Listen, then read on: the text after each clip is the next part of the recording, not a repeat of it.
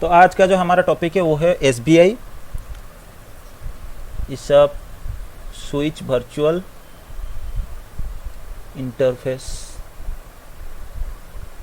ठीक है, इसका फुल फॉर्म ये होता है। एक्चुअली SBI आपका क्या होता है, जैसे कि मैंने यहाँ पे आपको लिखा, आपको दिख रहा होगा 3 वर्ड मैंने यहाँ पे लिखा है। एक है आपके पास स्विच, दूसरी है वर्चुअल एंड देन आपके पास है इंटरफेस। एक सेकेंड, हेलो, अरे क्लास रे अच्छी पर कथा होचे। ठीक है, जैसे कि मैंने यहाँ पे 3 वर्ड लिखा आपके लिए। पहले तो मैंने स्विच लिखा, उसके बाद मैंने वर्चुअल लिखा, फिर आपके उसके बाद मैंने क्या लिखा, इंटरफेस। इसका मतलब यही से आपको थोड़ा समझने की कोशिश करो। स्विच के लिए या फिर स्विच के ऊपर हम क्या करने जा रहे हैं, कुछ वर्चुअल इंटरफेस बनाने के लिए जा रहे हैं। जैसे अगर यहाँ पे किसी भी डिवाइस के ऊपर अगर मैं आ जाता हूँ, मान लो ये डिवाइस का मैं एक्सेस ले लेता हूँ।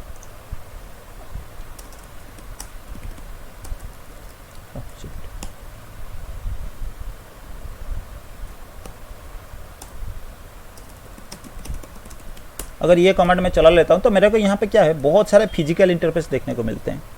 ठीक है, हमारे स्विच के पास ऑलरेडी बहुत सारे फिजिकल इंटरफेस अवेलेबल है, लेकिन फिर भी हमें वर्चुअल इंटरफेस बनाने की क्या ज़रूरत है। ठीक है, अब हम देखेंगे। एक्चुअली बेसिकली आपके पास क्या होता है, एक सेकेंड, क्या यार, हेलो, अरे क्लास रे अच्छी कोई लिपा। ठीक है, तो हमारे स्विच के जितने सारे इंटरफेस है ना, फिजिकल इंटरफेस जो हमारे पास पड़े हैं, वो हमेशा क्या होते हैं, आपका स्विच पोर्ट मोड में होते हैं। स्विच पोर्ट मोड मतलब आपका जो इंटरफेस स्विच पोर्ट मोड में होता है उसे हम लेयर 2 इंटरफेस बोलते हैं। ठीक है, इसलिए तो जब भी हम किसी इंटरफेस के ऊपर आईपी देने की कोशिश करते हैं, हम नो स्विच पोर्ट, पहले स्विच पोर्ट का जो फीचर उसमें है, लेयर 2 वाला फीचर है, उसे हटा के फिर हम क्या करते हैं, उसमें आईपी वगैरह दे देते हैं। तो इसलिए बाय डिफॉल्ट हमारा स्विच के जितने भी सारे पोर्ट होते हैं उसमें स्विच पोर्ट का फीचर होता है। हम लोग उसको क्या बनाते हैं, हो सकता है तो एक्सेस पोर्ट बनाते हैं या फिर हम ट्रंक पोर्ट बनाते हैं, जो कि लेयर 2 फीचर के साथ आपका काम करते हैं। लेकिन कभी कभार क्या है, मेरे डिवाइस में भी आईपी देने की ज़रूरत होता है। ठीक है, किस तरह का, फॉर एग्जाम्पल अगर मैं बात करता हूँ, ये मान लो मेरा एक डिवाइस है, स्विच है, इसमें मेरे बहुत सारे डिवाइसेस जो है वो कनेक्ट है। ठीक है, इस तरह का मेरे पास मल्टीपल डिवाइसेस कनेक्ट है। अभी ये स्विच के साथ मेरे यहाँ मल्टीपल डिवाइसेस कनेक्ट है, और मान लो ये सारे VLAN आपका 10 VLAN का मेंबर है, सॉरी सारे डिवाइसेस आपका 10 VLAN का मेंबर है।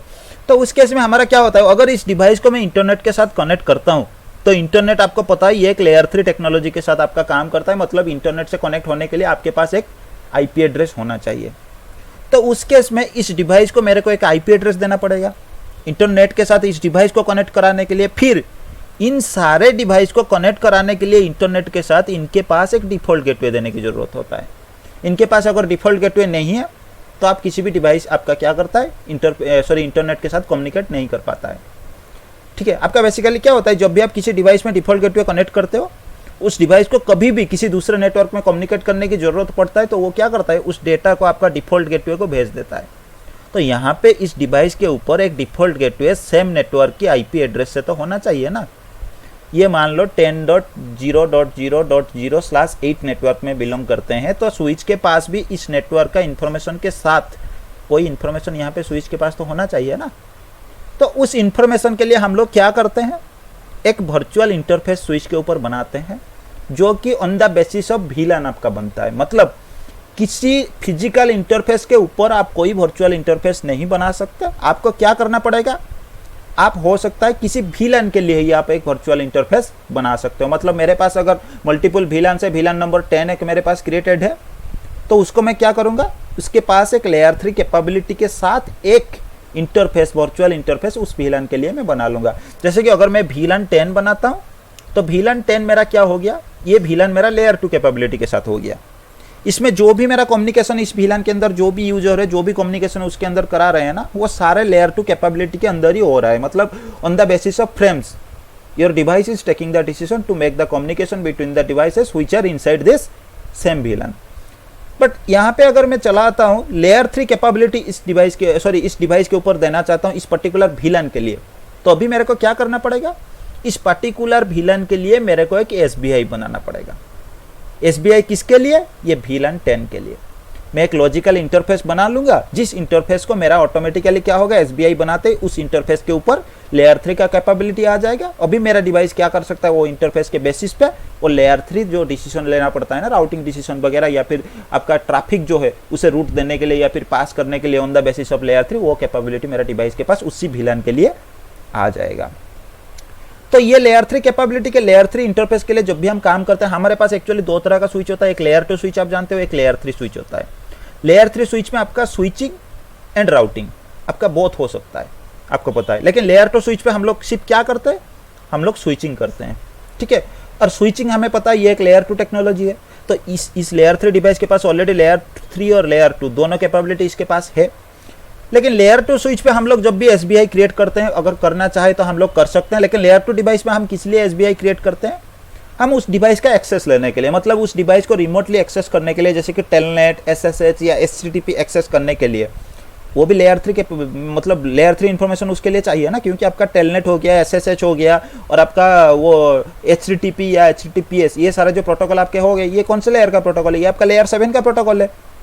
तो उन प्रोटोकॉल के जरिए अगर आप किसी डिवाइस को एक्सेस करना चाहोगे तो लेयर 3 के इन्फॉर्मेशन भी कुछ होना चाहिए ना। आपका प्रोटोकॉल पहले से शुरू होगा कहाँ से, तो लेयर 7 से शुरू हो गया, एप्लीकेशन लेयर से, फिर उसके बाद आपका जब ट्रांसपोर्ट लेयर या फिर लेयर 4 में आ गया, उसके लिए protocol number sorry port number आपका ऑलरेडी डिफाइन है। फिर लेयर 3 में जब आ जाएगा तो उसके लिए तो आईपी एड्रेस की जरूरत है ना। तो इस डिवाइस में अगर कोई इस तरह का प्रोटोकॉल यूज करके इस डिवाइस का अगर हम रिमोट एक्सेस लेना चाहते हैं, तो उस केस में हमें क्या करना पड़ता है, हमें इस डिवाइस को एक आईपी एड्रेस देना पड़ता है। हम वो आईपी एड्रेस कहाँ पे देते हैं, वो आईपी एड्रेस हम एक एसबीआई इंटरफेस किसी VLAN के लिए बना के उस एसबीआई इंटरफेस को आईपी एड्रेस दे देते हैं।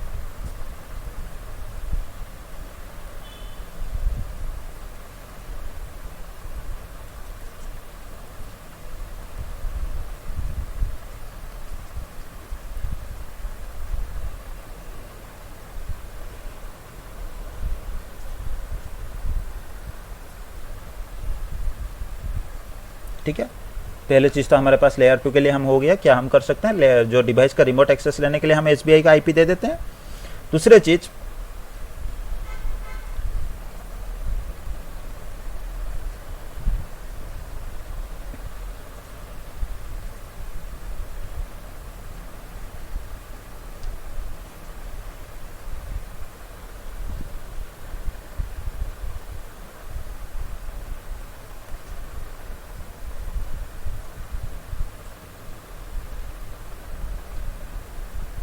ठीक है, अगर हम लेयर 3 स्विचेस के बारे में बात करते हैं तो उसमें हम क्या कर सकते हैं, उस डिवाइस पे भी हम चाहे तो लेयर 3 डिवाइस के एक्सेस भी ले सकते हैं एसबीआई को आईपी देके।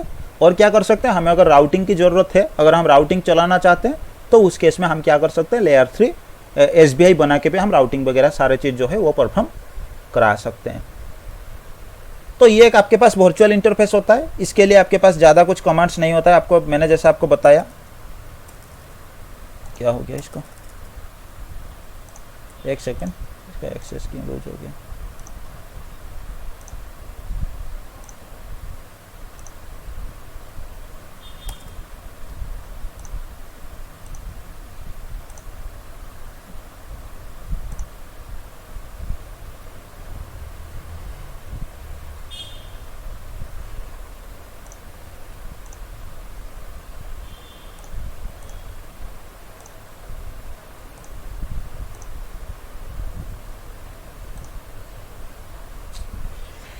ये लैपटॉप भी भाई दिक्कत लगा, इसलिए थोड़ा टाइम ले रहा है।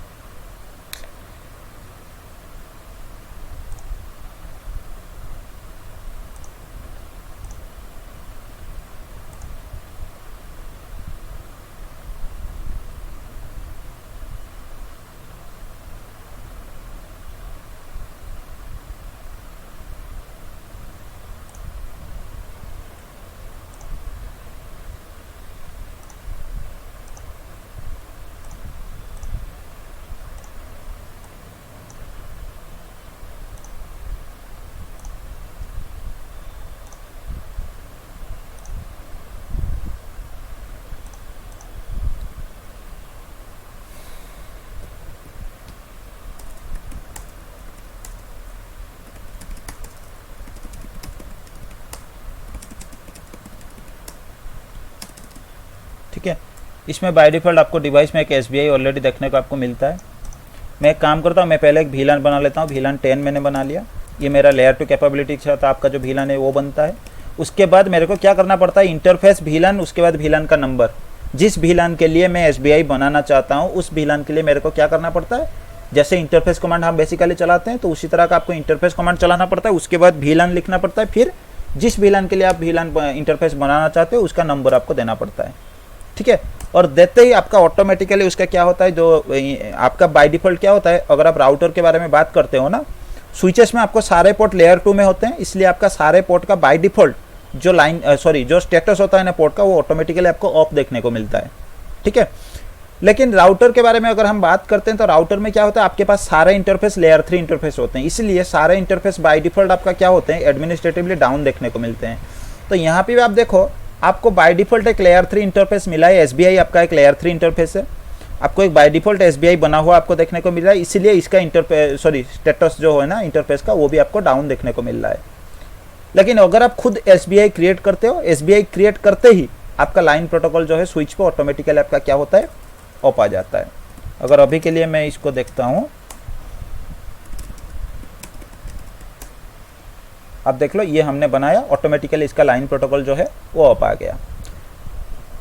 ये स्टेटस आपका ऑफ आ गया, लेकिन आपका लाइन प्रोटोकॉल अभी के लिए डाउन है। ये क्यों डाउन होता है वो भी मैं आपको बताता हूँ। उसके बाद आप SBI बना के उसके अंदर आप IP एड्रेस वाला कमांड चला सकते हो, जो भी IP आप देना चाहते हो वो IP आप दे सकते हो।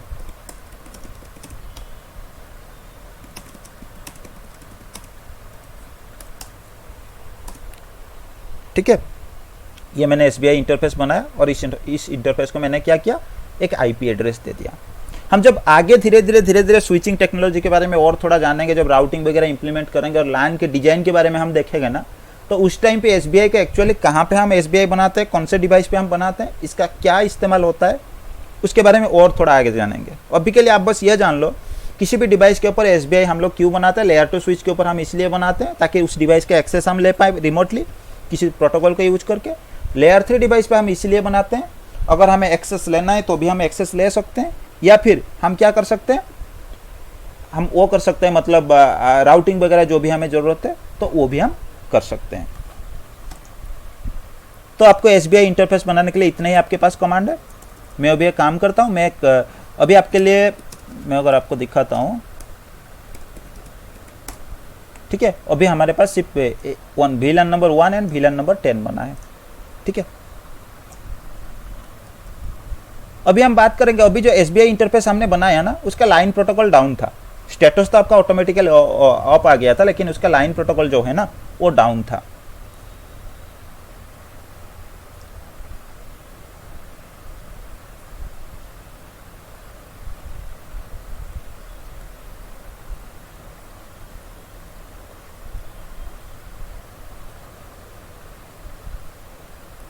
ठीक है, अभी कुछ कंडीशंस है, अगर ये कंडीशन सेटिस्फाई होते हैं आपके स्विच के ऊपर, तो भी आपका SBI का जो लाइन प्रोटोकॉल है ना, वो लाइन प्रोटोकॉल आपका अप आता है। सबसे पहले आपका कंडीशन जो होता है, वो कंडीशन आपका क्या है,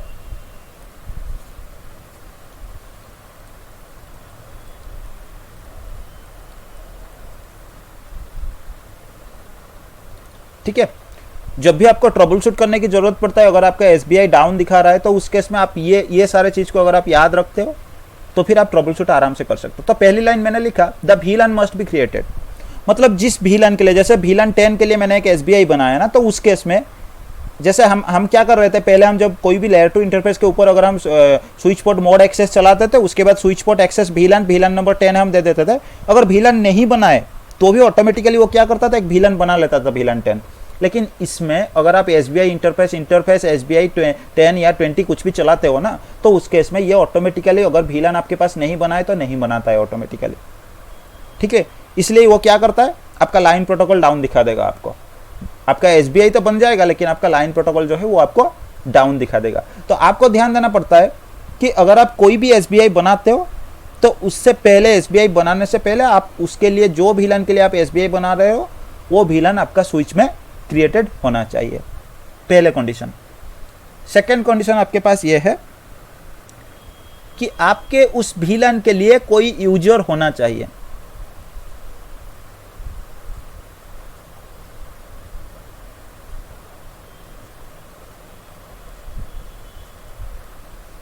यूजर होना चाहिए मतलब आपके पास कोई ऐसा पोर्ट होना चाहिए जो उस VLAN का मेंबर हो, या फिर आपके पास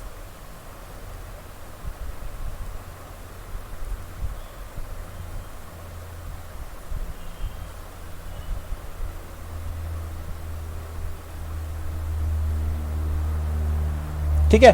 तीसरा कंडीशन, या फिर आपके पास ये होना चाहिए, आपके पास एक ट्रंक लिंक होना चाहिए, जिस ट्रंक लिंक में जिस VLAN के लिए आप SBI बना रहे हो वो भी अलाउड होना चाहिए, आपने उसे रिमूव नहीं किया होगा, वो ऑलरेडी अलाउ आपको दिख रहा होना चाहिए। तो ये 3 कंडीशन आपके पास है। इस कंडीशन के बारे में हम थोड़ा देख लेते हैं कि सच में ये कंडीशन आपको देखने को मिल रहे हैं कि नहीं मिल रहे, वो थोड़ा टेस्ट कर लेते हैं।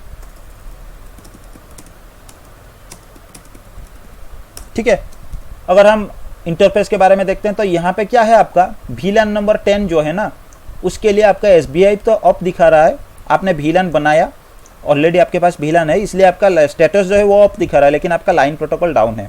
तो इस केस में अगर हम पहले वाला लाइन को अगर हम देखेंगे तो VLAN मस्ट बी क्रिएटेड, तो हमारा ऑलरेडी क्रिएट है, इससे हमें कोई मतलब नहीं। तो दो लास्ट का जो 2 है ना, हो सकता है इस VLAN में कोई एक्सेस पोर्ट नहीं है, या फिर इस VLAN में कोई ट्रंक लिंक नहीं बना है जिसमें ये VLAN आपका क्या है, अलाउड है। अभी के लिए तो कोई दूसरा डिवाइस कनेक्ट नहीं है, फिर भी हम एक ट्रंक लिंक बना कर देख लेते हैं।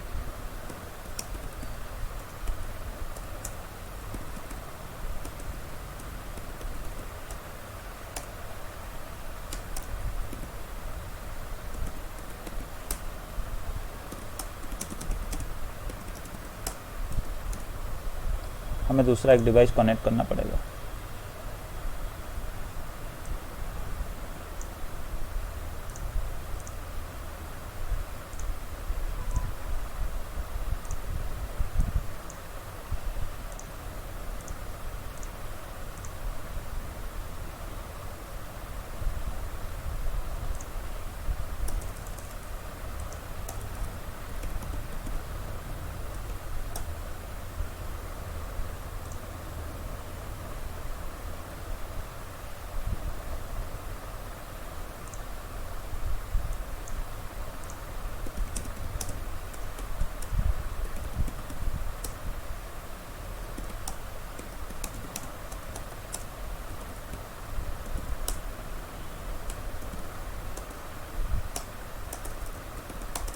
ठीक है, अभी फास्ट इथरनेट 0/2 पे हमारा क्या है, एक डिवाइस हमने कनेक्ट करके रखा है। मैं एक काम करता हूँ, उस फास्ट इथरनेट 0/2 को ना मैं स्विच पोर्ट मोड एक्सेस करा देता हूँ, और उसमें मैं क्या करता हूँ, स्विच पोर्ट एक्सेस VLAN 10 में बना लेता हूँ।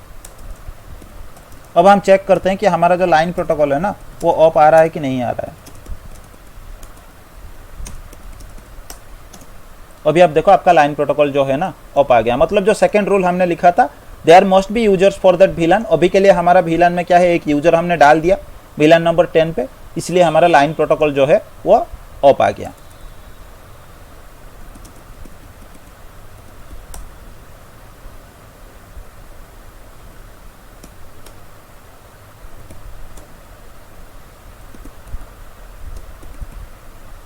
ठीक है, सेम स्विच पोर्ट को अभी हमने क्या किया, जो VLAN नंबर 1 हमारे पास था ना, उसका हमने मेंबर बना दिया।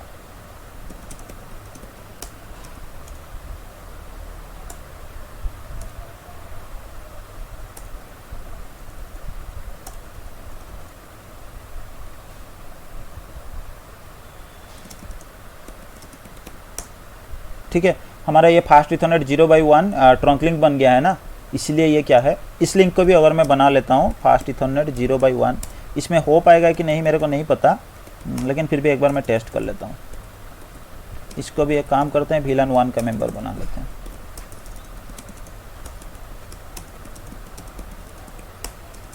अब देखो लाइन प्रोटोकॉल आपका डाउन चला गया, मतलब लास्ट का जो 2 कंडीशन मैंने लिखा था, उस VLAN में कोई एक्सेस पोर्ट आपका होना चाहिए, या फिर कोई भी उस VLAN का मेंबर होना चाहिए, या फिर आपके पास एक ट्रंक लिंक होना चाहिए, इसमें से कोई एक कंडीशन आपका सैटिस्फाई होना चाहिए, ये 2 में से।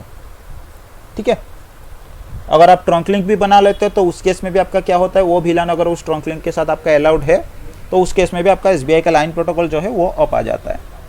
अब हम थोड़ा बात करेंगे कि SBI का और क्या यूज हो सकता है।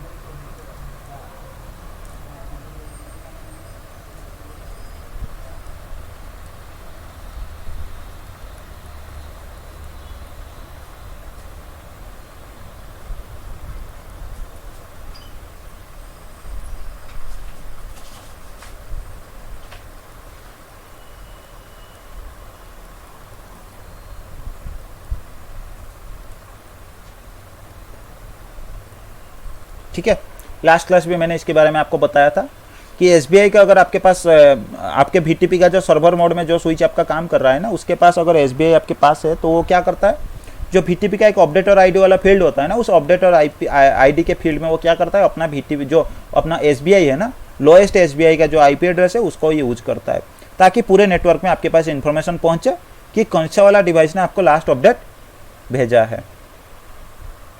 अब हम बात करेंगे ये जो एसबीआई इंटरफेस है ना, उसके मैक एड्रेस कहाँ से आता है उसके बारे में हम थोड़ा देखेंगे। अगर कोई फिजिकल इंटरफेस के लिए हम अगर कोई मैक एड्रेस चेक करते हैं ना, जैसे अगर मैं ये करता हूँ शो इंटरफेस फास्ट इथरनेट 0/1,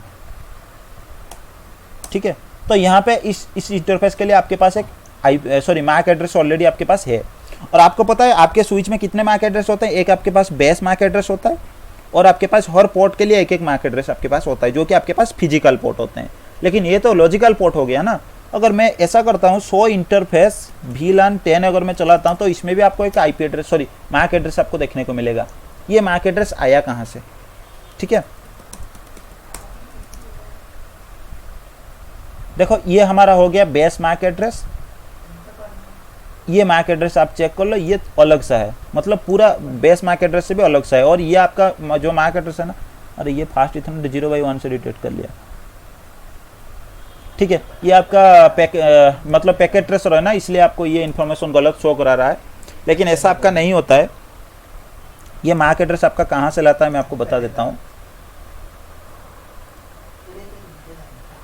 आपके जो स्विच होते हैं ना, उस स्विच में एक आपके पास बेस मैक एड्रेस होता है और हर इंटरफेस के लिए आपके पास एक मैक एड्रेस होता है। लेकिन आप जब भी कोई एसबीआई बनाते हो तो वो एक लॉजिकल इंटरफेस होता है। एसबीआई बनाते ही आपके पास क्या होता है, आपके पास उस एसबीआई के लिए आपके पास आपके स्विच में ना एक सुपरवाइजर इंजन होता है।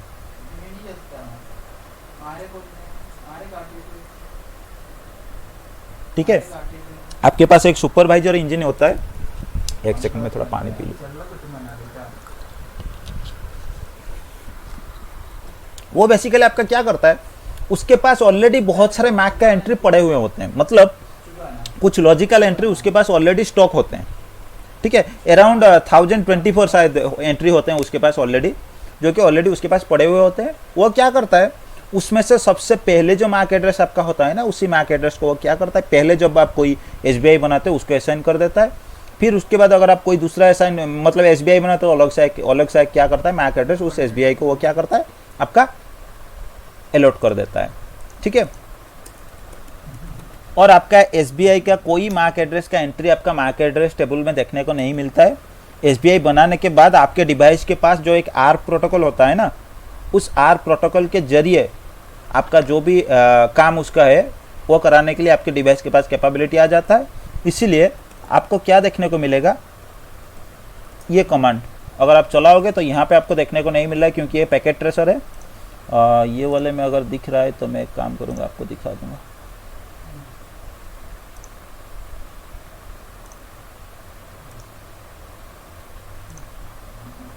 ठीक है, थोड़ी देर के बाद ये रिस्टार्ट हो जाएगा। इसमें थोड़ा दिक्कत हो रहा है क्या, तो ये रिस्टार्ट हो जाए तो मैं आपको दिखा दूंगा। ठीक है, उसके बारे में हम थोड़ा देख लेंगे। तो ये एक आपके पास वर्चुअल इंटरफेस था, जो कि आप कभी भी स्विच के बारे में अगर आप बात करते हो, कोई पे आपको आईपी देने की ज़रूरत पड़ता है, तो उस केस में आप क्या करते हो, वर्चुअल इंटरफेस में आईपी दे सकते हो। या फिर आप क्या कर सकते हो, अपने फिजिकल जो लेयर 2 कैपेबिलिटी के साथ इंटरफेस है, उसमें से स्विच पोर्ट वाला जो फीचर है उसको आप हटा सकते हो। हटा के आप क्या कर सकते हो, किसी भी फिजिकल इंटरफेस में जैसे राउटर वगैरह में आप आईपी देते हो, उस तरह का आप क्या कर सकते हो, आईपी वगैरह दे सकते हो। और ये एसबीआई का जो मैक एड्रेस होता है, ये कभी भी आपका मैक टेबल में एंट्री नहीं होता है, ये आपका आर्प टेबल में एंट्री आ जाता है। जैसे आपका स्टैटिक एंट्री वगैरह होता है ना, उसी तरह का आपके एक एंट्री आ जाता है आर्प टेबल में। ठीक है, उसके बाद हम थोड़ा देखेंगे स्विच के प्रोसेस वगैरह के बारे में। वो भी दूसरे स्विच में अगर मैं आपको दिखा देता ना, तो उस केस में आपको ज़्यादा जानकारी मिल जाता। अभी हमने एक बात किया था कि कभी कभी एक वर्ड आपने सुना होगा, मैंने आपको बहुत बार बताया कि एक स्विच में आपके पास क्या होता है, एक ठीक है, आपके स्विच में एक आपका मैंने वर्ड आपको बोला है ना कभी कभी, कि आपका सीपीयू यूटिलाइजेशन जो है ना वो आपका हो जाता है। मतलब आपका सीपीयू यूटिलाइजेशन बढ़ता है, कोई अगर स्विच ज़्यादा प्रोसेस वगैरह करता है, या फिर आपके स्विच में अगर कुछ गलत एक्टिविटी वगैरह हो गया, लूप वगैरह बन गया, तो उस केस में भी आपका क्या होता है, सीपीयू यूटिलाइजेशन वगैरह ज़्यादा होता है। जैसे मैं अगर अपने डिवाइस के बारे में बात करता हूँ ना, तो अपने डिवाइस में एक विंडोज में क्या होता है, एक टास्क मैनेजर करके एक फीचर होता है, जिसमें हम क्या करते हैं, इसमें आप देखो सीपीयू कितना यूज हो रहा है उसके बारे में इन्फॉर्मेशन दे रहा है, आपका मेमोरी कितना यूज हो रहा है उसके बारे में इन्फॉर्मेशन आपको दे रहा है, और आपका डिस्क कितना यूज हो रहा है, आपका इंटरनेट वगैरह जो भी आपका नेटवर्क है ना वो कितना आपका यूज हो रहे हैं, क्या हो रहे हैं, सारा इन्फॉर्मेशन आपको यहाँ पे वो क्या करता है, दे देता है। इसी तरह अपना डिवाइस के पास भी कैपेबिलिटी होता है ये सारा इन्फॉर्मेशन आपको शो कराने के लिए। ठीक है, अगर मैं सीपीयू यूटिलाइजेशन किसी डिवाइस का अगर मैं चेक करना चाहूँ तो मेरे पास एक कमांड है शो प्रोसेस करके। ठीक है, इसमें आपको ये वाला आउटपुट मिलता है, जिसमें पहले वाला लाइन पे ये क्या करता है, आपका सीपीयू यूटिलाइजेशन का कितना % यूज हो रहा है उसके बारे में इन्फॉर्मेशन देता है, और ये सारा क्या होता है, आपके प्रोसेस होते हैं। ठीक है, कितने आपके पास प्रोसेस है, वो सारे प्रोसेस कितने चल रहे हैं, मतलब आपको 1000 नंबर ऑफ प्रोसेस भी देखने को मिल सकते हैं। यहाँ पे हालांकि ये लॉजिकल डिवाइस है इसलिए आपको टोटल 43 प्रोसेस देखने को मिलते हैं, लेकिन रियल टाइम में अगर आप जाओगे आपको मोर देन 1000, आप स्पेस दबाते रहना, आपको कंटिन्यूसली जो है मोर देन 1000 आपको प्रोसेस भी देखने को मिलेंगे। तो ये आउटपुट के बारे में हम थोड़ा देख लेते हैं। इसमें सबसे पहले जो ये आउटपुट दे रहा है, लास्ट 5 सेकेंड में आपका सीपीयू का यूटिलाइजेशन है ना वो कितना आपका हुआ है। ठीक है, मतलब यहाँ पे 0% दिखा रहा है क्योंकि इसमें कोई लोड नहीं है, इसलिए लास्ट 1 मिनट में एवरेज आपका सीपीयू यूटिलाइजेशन क्या था उसके बारे में ये इन्फॉर्मेशन देता है। लास्ट 5 मिनट में आपके पास सीपीयू यूटिलाइजेशन कितना हुआ था उसके बारे में इन्फॉर्मेशन आपको यहाँ पे ये 3 के बारे में, लास्ट 5 सेकेंड, लास्ट 1 मिनट और लास्ट 5 मिनट में एवरेज जो भी जितना आपका यूज हुआ था सीपीयू का उसके बारे में ये क्या करता है, आपको इन्फॉर्मेशन दे देता है। उसके बाद वो वाला कमांड आपका चलेगा कि नहीं चलेगा, सॉरी मैं देखता हूँ इसमें क्या क्या ऑप्शन देता है। इसमें और कोई ऑप्शन आपके पास है नहीं, हालांकि यहाँ पे ट्रबल शूट करने के लिए आपके पास बहुत सारे ऑप्शंस होते हैं। 1 मिनट मेरे को दे दो, ये वाला अगर स्टार्ट हो गया है ना तो इसमें हम देख लेंगे 192.168.3.8।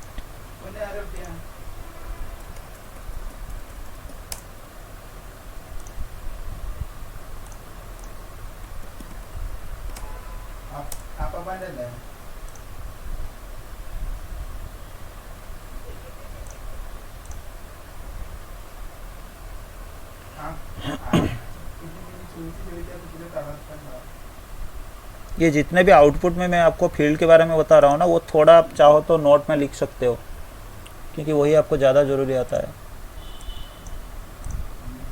कभी भी ट्रबल शूट करने के लिए आपको ये आउटपुट समझ में आना ज़रूरी है। अगर आपको समझ में नहीं आता है तो आप ट्रबल शूट नहीं कर सकते।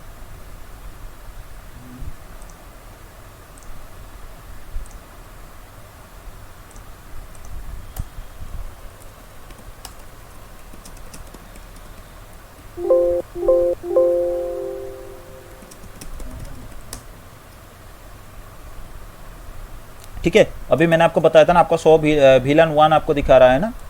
ठीक है, 100 इंटरफेस VLAN 1, इसमें आपके SBI को क्या IP मिला है उसके बारे में इंफॉर्मेशन आपको दिख रहा है। ठीक है, वो क्या कर रहा था, पैकेट ट्रेसर में गलती से वो फास्ट वाला इंटरफेस जो आपके पास था उसका मैक एड्रेस शो करा रहा था, लेकिन ये गलत है। यहाँ पे देखो इसका मैक एड्रेस आपका एंडिंग विथ 1000 हो रहा है। अरे इसमें भी सेम दिखा रहा है क्या,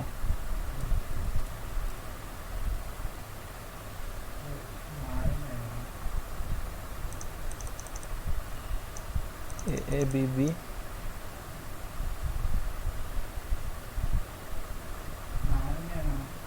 अरे इसको देखना पड़ेगा ये क्यों दिखा रहा है ऐसा,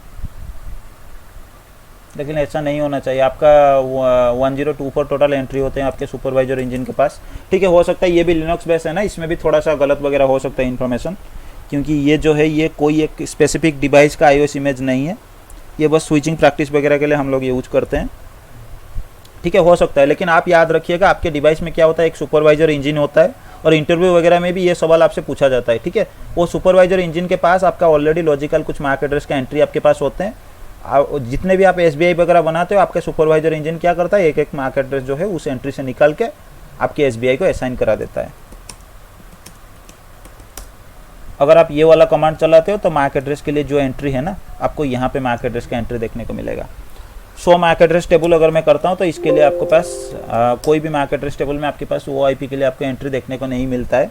ये आपका ये जो एंट्री आपका, आप ये कंफ्यूज मत हो, ये एंट्री आपका क्या है, उस ईथरनेट 2x0 के ऊपर कुछ पैकेट वगैरह जो भी रिसीव हुआ है उसके लिए आपके स्विच ने जो एंट्री बनाया है मैक एड्रेस टेबल पे, वो वाला एंट्री ये दिखा रहा है। लेकिन आपका एसबीआई के लिए जो एंट्री है ना वो आपका क्या होता है, आपका ऑलरेडी ये वाला जो है आपका आर्क टेबल होता है, उस आर्क टेबल के अंदर आपको देखने को मिलता है जो भी मैक एड्रेस आपका एसबीआई को असाइन किया गया है। हालांकि कोई भी मैक एड्रेस टेबल में अगर आप एंट्री देखोगे तो मैक एड्रेस टेबल एक लेयर 2 बेसिस का मतलब टेबल है ना, तो उस केस में वो क्या करता है, किसी भी इंटरफेस पे मतलब किसी भी इंटरफेस पे आपका डेटा रिसीव होगा, मतलब कौन से लॉजिकल इंटरफेस पे तो आपका डाटा डायरेक्ट रिसीव नहीं होगा ना, एटलीस्ट आपका क्या होगा, आपने लॉजिकल इंटरफेस बना के रखा, पहले तो डेटा जब आएगा वो कोई फिजिकल इंटरफेस पे हिट करेगा ना, तो वहाँ से हिट होते ही उसके लिए जो भी डेटा आपका आया है उसके लिए आपका मैक एड्रेस टेबल में एक एंट्री ऑलरेडी आपका बन जाता है, और जो मैक एड्रेस आपका एसबीआई में असाइन किया गया है वो मैक एड्रेस के लिए एंट्री आपको यहाँ पे देखने को मिलता है। ठीक है, तो अब थोड़ा हम देखेंगे 100 प्रोसेस वाला कमांड पे। इसमें मैं देख लेता हूँ इसमें कितना दिखा रहा है। ठीक है, इसमें बहुत सारे आपको कमांड देखने को मिल रहे हैं आउटपुट में। वहाँ पे 100 प्रोसेस के बाद अगर मैं क्वेश्चन मार्क लगा रहा था तो आपको कुछ भी इन्फॉर्मेशन नहीं दिखा रहा था। अगर आप 100 प्रोसेस कमांड चलाते हो तो यहाँ पे क्या है, आपको कुछ इन्फॉर्मेशन दिखाता है, जैसे आपका 5 सेकेंड और 1 मिनट 5 मिनट, जैसे मैंने आपको बताया। 100 प्रोसेस के बाद अगर आप क्वेश्चन मार्क लगाते हो तो आपके पास बहुत सारे इनपुट है लेने के लिए। तो अगर आप यहाँ पे 100 प्रोसेस सीपीयू चला लेते हो तो उसके बाद भी आपके पास बहुत सारे कमांड्स आते हैं। अगर आप 100 प्रोसेस सीपीयू चलाते हो तो उस केस में भी आपको सेम आउटपुट देखने को मिलते हैं। हालांकि इसमें बहुत सारे प्रोसेस है। सीपीयू के बाद अगर आप कुछ मतलब आउटपुट में कुछ चेंजेस करना चाहते हो या फिर कुछ चेंजेस करके कुछ लगा के आप देखना चाहते हो एक्स्ट्रा इन्फॉर्मेशन, तो आप हिस्ट्री कमांड चला सकते हो। हिस्ट्री में आपको बहुत सारे इन्फॉर्मेशन देखने को मिलते हैं। अब देखो मैं कमांड चला लेता हूँ तो मेरे पास क्या आ गया।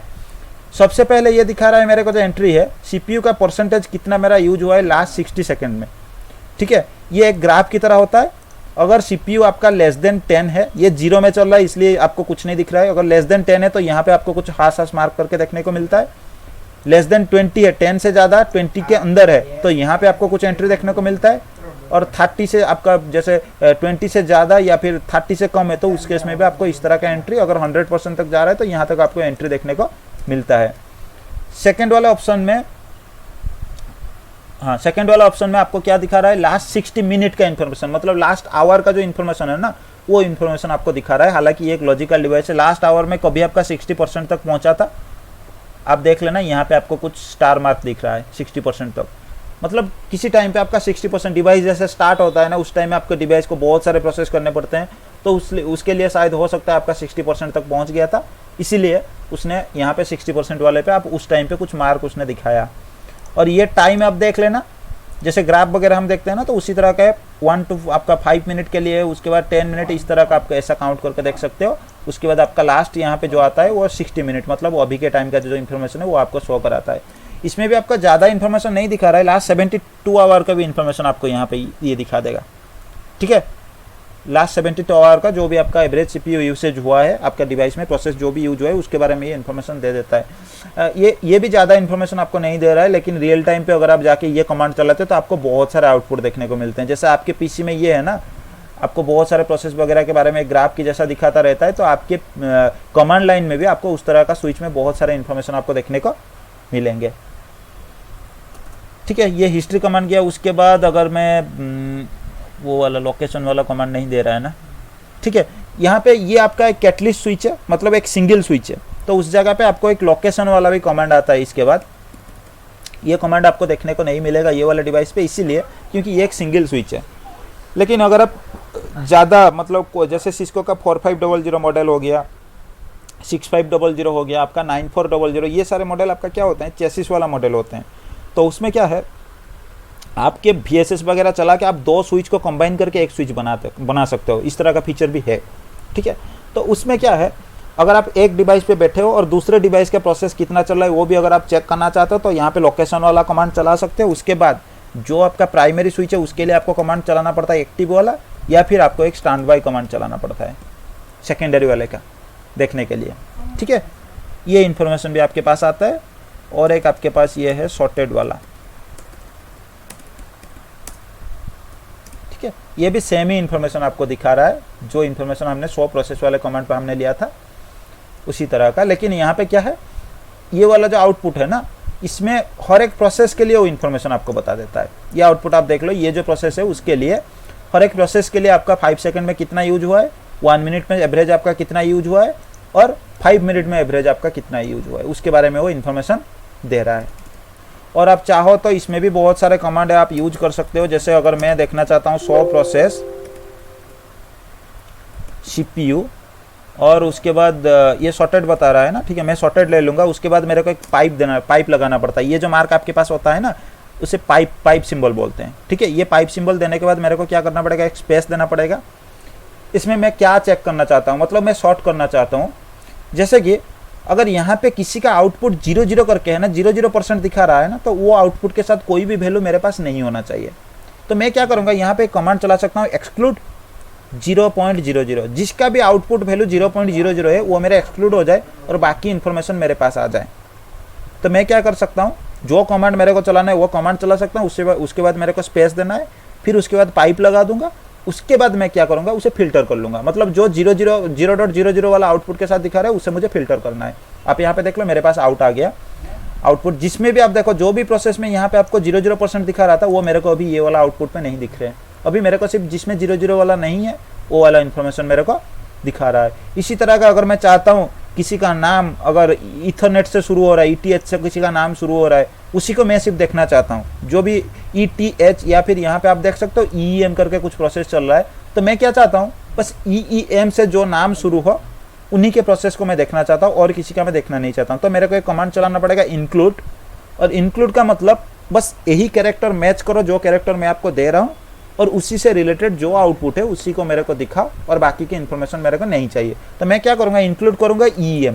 ये अभी क्या करेगा, सारे जितने भी यहाँ पे आउटपुट दिखा रहा है ना, उसमें EEM को मैच करेगा। जिसमें EEM लगा के उसे वर्ड मिल जाएगा, वो उसी को मैच करके मेरे सामने ले आएगा। अब देख लो, अभी आउटपुट में आप चेक करो, जितने भी EEM करके है ना नेम, उन्हीं को बस उसने मैच किया है और कुछ नहीं। आप चाहो तो इसमें कुछ भी लिख सकते हो। जैसे है ना, मैं क्या चाहता हूँ, 0.00 जिसका आउटपुट है मैं उसी को चेक करना चाहता हूँ, तो आप ऐसा कर सकते हो, 0.00 आप चला सकते हो। देखो जिसमें भी 0.00 वाला आउटपुट है ना, इसमें आपको ये वाला दिखा रहा है, क्योंकि एक आपका 0.00 वाला है ना, वो मैच हो गया है, वो आउटपुट आपको दिखा देगा। या फिर अगर मैं ऐसा चेक करना चाहता हूँ, मैं क्या चेक करना चाहता हूँ, किसी में भी IP नाम का कुछ है ना, वो मेरे को शो करा दे।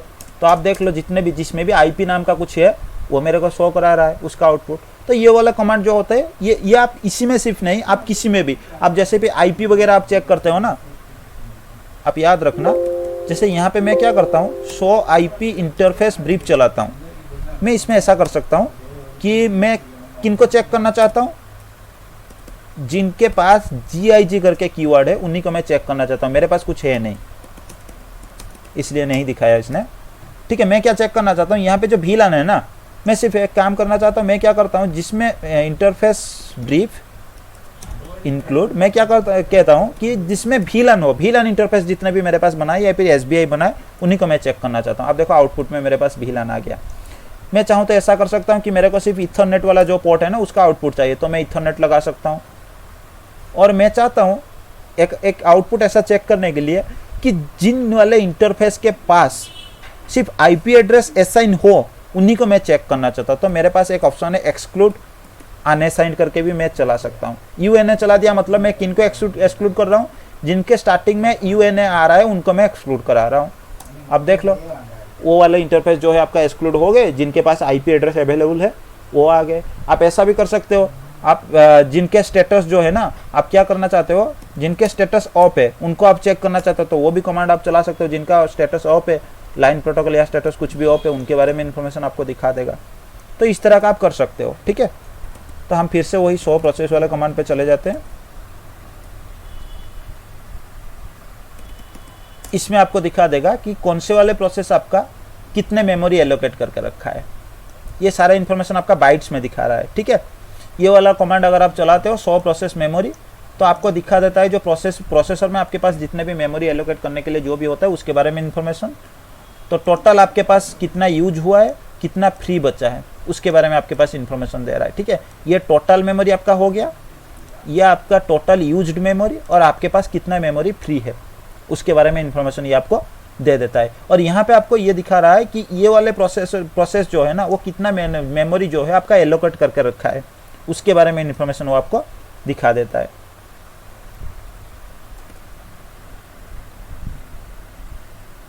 और यहाँ पे अगर आप चाहते हो, ये वाला प्रोसेस का नंबर आपका 13 है, ठीक है। आप अगर चाहते हो कि किसी पर्टिकुलर प्रोसेस के बारे में कोई इन्फॉर्मेशन चेक करने के लिए, तो यहाँ पे आप प्रोसेस का नंबर डाल सकते हो। उसके बाद उसी प्रोसेस के लिए जो भी आपका है ना, प्रोसेस आईडी किसके लिए चल रहा है, क्या है, उसके बारे में इन्फॉर्मेशन पूरे डिटेल यहाँ पे आपको दिखा देता है। पर्टिकुलर आपके पास थाउजेंड्स ऑफ प्रोसेस चलते हैं, उसमें से एक पर्टिकुलर प्रोसेस की इन्फॉर्मेशन देखने के लिए आपको ये कमांड चलाना पड़ता है, शो प्रोसेस, उसके बाद प्रोसेस का आईडी। प्रोसेस आईडी आपको ये वाला इन्फॉर्मेशन जो पीआईडी होता है इसमें आपको देखने को मिलता है। ठीक है, उस प्रोसेस, वो कितना प्रोसेस, वो प्रोसेस आईडी के साथ आपका कितना प्रोसेस टोटल चल रहा है, उसमें कितना आपका मेमोरी यूज हुआ है, कितना आपका कुछ यूज हुआ है, उसके बारे में वो सारे इन्फॉर्मेशन आपको दिखा देता है। ठीक है, आप देख लो यहाँ पे ये बता रहा है एवरेज आपका कितना सीपीयू परसेंटेज जो है वो यूज हुआ है। एज मतलब कितने टाइम से आपका ये प्रोसेस चल रहा है। ठीक है, माइक्रो सेकंड में ये दिखा रहा है आपको कितने टाइम से आपका ये प्रोसेस चल रहा है। इसका प्रायोरिटी क्या है, ये लो प्रायोरिटी आपका दिखा रहा है।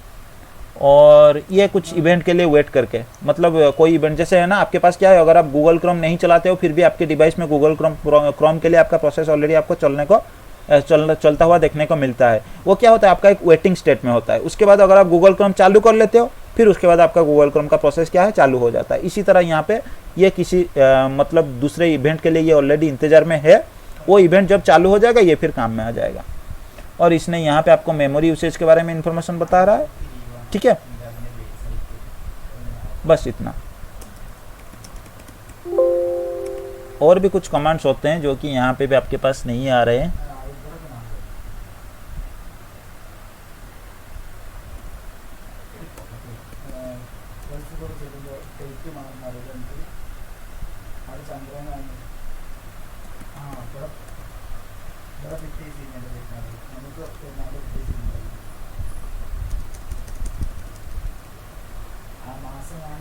ये भी आपको सेम आउटपुट देता है। एक्चुअली ये सारे कमांड का आपको कहाँ पे यूज आता है पता है, आपके डिवाइस अगर मान लो किसी वजह से स्लो हो रहा है, आपके स्विच जो है ना वो किसी वजह से हैंग हो रहा है, तो आपको पता नहीं चल रहा है कि ये दिक्कत क्या है, ये प्रोसेस क्यों स्लो, मतलब मेरे स्विच क्यों स्लो हो रहा है, तो उस केस में आप ये वाला कमांड चला के चेक कर सकते हो। 100 प्रोसेसेस वाला कमांड आप चला सकते हो।